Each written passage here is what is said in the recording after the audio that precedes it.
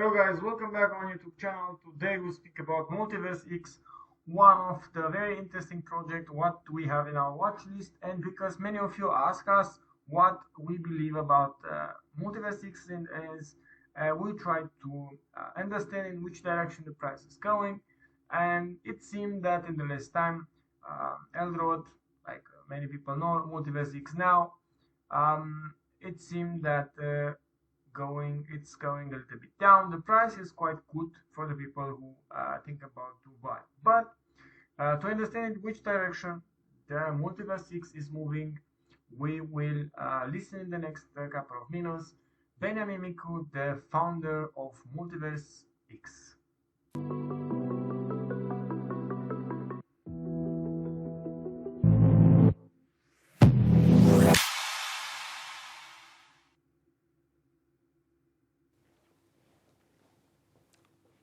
Hello and welcome, friends, builders, and community. Today we're going to talk about sovereign chains as a module that is crucial for builders all around the world and crucial for the expansion of the Multivers X ecosystem. Now, to do this conversation, we're going to have a much more builder-focused discussion. This means that we're first going to take a look at the technology and tech stack around sovereign chains. We're going to take a look at some of the benefits that enable builders to create wonders on these chains. We're going to take a look at some of the most important use cases that are emerging on top of sovereign chains and the teams that are already building on them. Now, in addition to all of this, we're going to take a look at 3 new design architectures that connect sovereign chains to some of the biggest and largest ecosystems around the world. Last but not least, we're going to break sovereign chains together. We're going to test their performance and take a look at everything they can give us. Now, to start this conversation, I'll just invite Robert, my colleague, to start the technical discussion. Let's dive right in.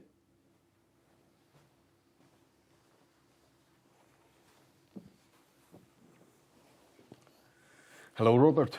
See ya. So perhaps one of the most interesting questions to start with is, what are sovereign chains, actually? And I'll try to come with the simplest explanation. Perhaps it's not that simple, but it's still very useful. So sovereign chains are essentially a hyperscalable modular L2 that is composable to the Multivers X network and standards, and that is multi-VM by design, compatible with Bitcoin, Ethereum, Solana, Move, and so on. And to understand why this is relevant, you just have to think that builders have been building on modules that were not scalable, not customizable, not cross-chain compatible, super costly with maintenance, and that had a very slow time to market for them.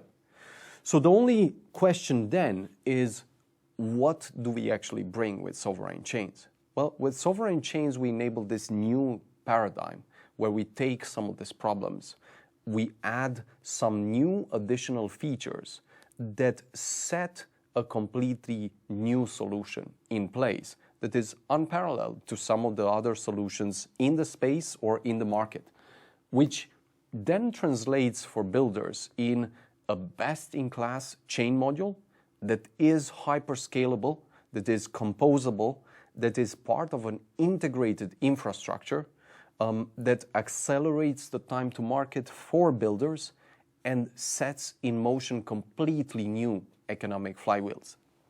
So with this in mind, I think one good way to look at sovereign chains as an architecture is through the lens of the technology stack and understand perhaps 2 important elements.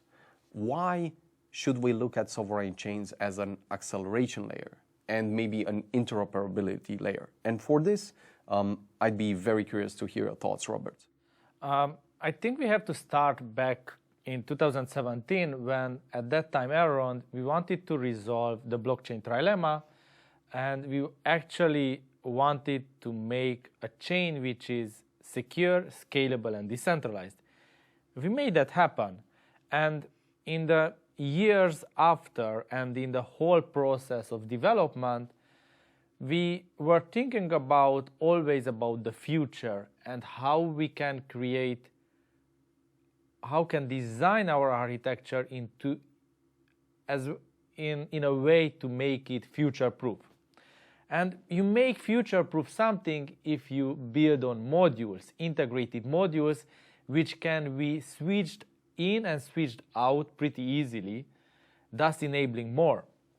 So when we look at the acceleration layer, we know that with the Multivers X stack, you can have a really high TPS chain, but not only TPS, complex operations with WASM, with a super low cost, which is actually decentralized. So that's the first thing. You can bring those type of primitives into the legacy layer 1 solutions and offer them a new life, because we see that scalability and new developer experience and best-in-class user experience actually accelerate any layer. That's forgiven. And for the interoperability part, we have designed at first the cross-shard system and cross-shard transaction and transfer model on the Multivers X main chain. And it's been working since the beginnings. It's super stable, super scalable, super fast.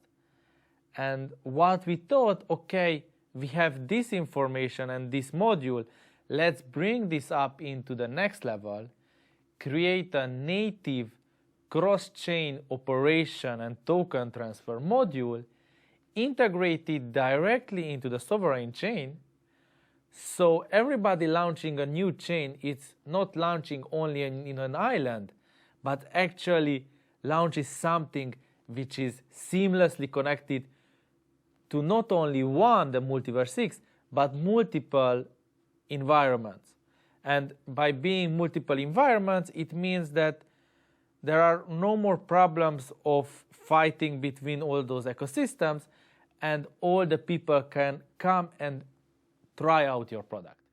So I think what you're saying is, one, the acceleration part just means we're taking the very best features that we've built into Multivers X from the outset and now extend them to all the largest chains in the world in a way where they bring the best benefits to these new chains and enable their users to tap into this new experience, new benefits, acceleration benefits, and so on. But then on the other hand, the interoperability layer part just means that we're taking some of the breakthroughs that we had from the beginning and extrapolating them to cross-chain interactions, just as this new chains would be a new shard, which essentially enables us to have a completely new type of layer of interoperability, of a kind of unified experience, and so on.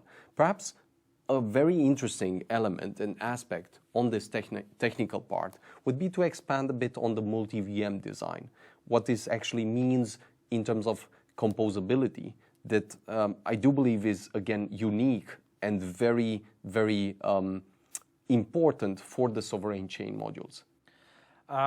With VM especially, we had a lot of debates internally at the start in which direction to go, whether to go EVM, whether to go yellow VM, which was a formally verified one, or whether try out some new execution models which are faster. And we have tried out several VMs, plugged it into the, at that time, Elrond, see how they reacted, and then finally we launched with WASM because we fell in love with WASM and it's super fast and it's just match made in heaven for blockchains. But as we embarked in this journey of finding the VM, we made the architecture to be multi-VM by design, by the address level, by the most basic account level of the chain. And on the multi-VM, actually, we have two VMs right now, the system VM and the space VM. And we saw how the space VM, because of its creation, can be extended into resolving other type of execution models like EVM, which was built only in 2 weeks on top of space VM. And it's a complete unique feature to have atomic composability between these multi-VMs, and it's built into that. The developer doesn't have to know whether a smart contract he is calling is in VM X or VM Y, because the space VM interface and abstraction layer resolves it completely. And this opens up a new type of thinking about interoperability and about bringing developer experience together. I very much agree with this part, and I also think the entire point with this new sovereign chain module is that it creates a new non-zero-sum game between the ecosystems that exist by elevating each of them through the either acceleration layer or interoperability layer. It reframes some of the relationships to be able to collaborate, to be able to tap into the different communities, to be able to tap into the different liquidity pools within these ecosystems, and it enables a completely new game to be played today. So beyond this part, there's two elements that perhaps are just capturing the essence. One, how good this actually is compared to some of the different alternatives. And here it's not only about this being better in terms of performance specifications, but as you've mentioned, it is about offering some features that no one else has, which is this native cross-chain interoperability communication layer, or the different native non-custodial elements, security elements.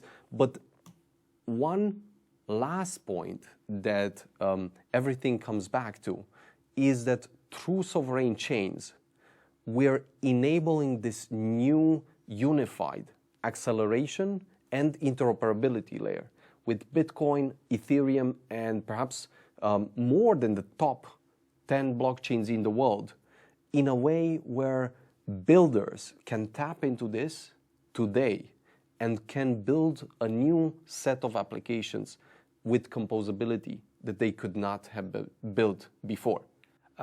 Exactly. I think that composability is one of the key primitives of the blockchain world, and it just creates a compounding effect for everything which is built into it, because people can focus only on their applications and they can tap into existing apps from others and combine those in a seamless fashion.